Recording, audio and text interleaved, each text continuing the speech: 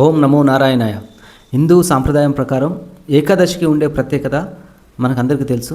ఇక వైకుంఠ ఏకాదశికి ఉండేటువంటి ప్రాధాన్యత ఎటువంటిదో ప్రత్యేకంగా చెప్పాల్సిన అవసరం లేదు. ఆ రోజు నాడు శ్రీ మహావిష్ణువు లక్ష్మీదేవిని పూజిస్తారు. 2025లో వైకుంఠ ఏకాదశి ఎప్పుడు వస్తుంది? హిందూ సాంప్రదాయాల ప్రకారం వైకుంఠ ఏకాదశికి అత్యున్నత ప్రాముఖ్యత ఉన్నది. ఈ సంవత్సరం 2025 వైకుంఠ ఏకాదశి ఎప్పుడు వస్తున్నది, మనం పూజా విధానం ఎలా చేసుకోవాలి, అదేవిధంగా ఉపవాసం ఏ రకంగా ఉండాలి, పాటించవలసిన నియమాలేంటో ఇప్పుడు తెలుసుకుందాం. అయితే వైకుంఠ ఏకాదశి పూజా విధానం చేసుకోవాల్సిన వాళ్ళు ఒక రోజు ముందు నుంచే ప్రారంభం చేయాలి.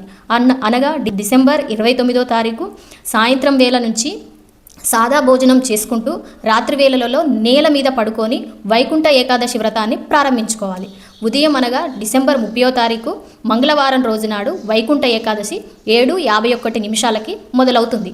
ఆ రోజు నాడు శుభముహూర్తాన్నే లేచి మనం ఇంటిని శుచి శుభ్రతతోటి పూర్తి చేసుకున్న తర్వాతకి మనం ధూప దీప నైవేద్యాలతోటి, పూలమాలలతోటి, అక్షింతలతోటి ఆ శ్రీ మహావిష్ణువుని లక్ష్మీదేవిని మనం మనస్ఫూర్తిగా పూజ చేసుకోవాలి. ఆ రోజు ఉపవాసం ఉండే వాళ్ళు ఎలాంటి పండ్లైనా సరే ఎలాంటివి తీసుకోకుండా తులసి తీర్థం మాత్రమే సేవించుకుంటూ ఆ దేవుని యొక్క సన్నిధిలోనే ఉండుకుంటూ ఈ మహావిష్ణువు మంత్రాలను జపించుకుంటూ ఉపవాస కథను వింటూ ఉండాలి.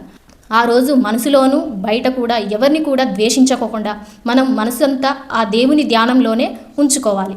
ఆ రకంగా చేసుకొని తెల్లవారుజామున అనగా డిసెంబర్ 31వ తారీఖు 5:01 ఈ ఒక వైకుంఠ ఏకాదశి కంప్లీట్ అయిపోతుంది. ఆ రోజు ఉదయం లేచిన తర్వాతకి బ్రాహ్మణులకి మన తోచినంత దాన ధర్మాలు చేసి లేదా వాళ్ళకు భోజనం పెట్టిన తర్వాతకి మన ఉపవాస విరమణ చేసుకోవాలి. ఇలాంటి నియమ నిబంధనలతోటి ఈ వైకుంఠ వ్రతాన్ని కనుక పాటించిన వాళ్ళు మరణాంతరం శ్రీ మహావిష్ణువు లక్ష్మీదేవి యొక్క వైకుంఠంలో వాళ్ళ పాదాల చెంత మనకు మోక్షం లభిస్తుందని పురాణాల ప్రకారం మనకు తెలుస్తుంది.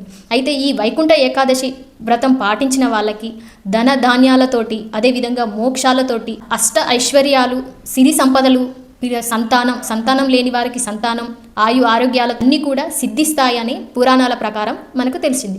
అయితే ఈ వైకుంఠ ఏకాదశి నాడు ఉత్తర ద్వారం నుండి శ్రీ మహావిష్ణువుని మనం దర్శనం చేసుకోవాలి. అలా టెంపుల్కి వెళ్ళలేని వాళ్ళు ఇంట్లోనే మంచి దీప నైవేద్యాలతోటి, అక్షంతలతోటి ఆ శ్రీ మహావిష్ణువుని లక్ష్మీదేవిని పూజించుకుంటూ ఈ వ్రతాన్ని ఈ రకంగా కంప్లీట్ చేసుకోవాలి. ఓం నమో నారాయణాయ అని ప్రతి ఒక్కరు కూడా కామెంట్ అయితే చేయండి. మీరు ఈ రకంగా ఇంతకుముందు చేశారా లేదా తప్పకుండా తెలియజేసి లైక్ అయితే చేయండి.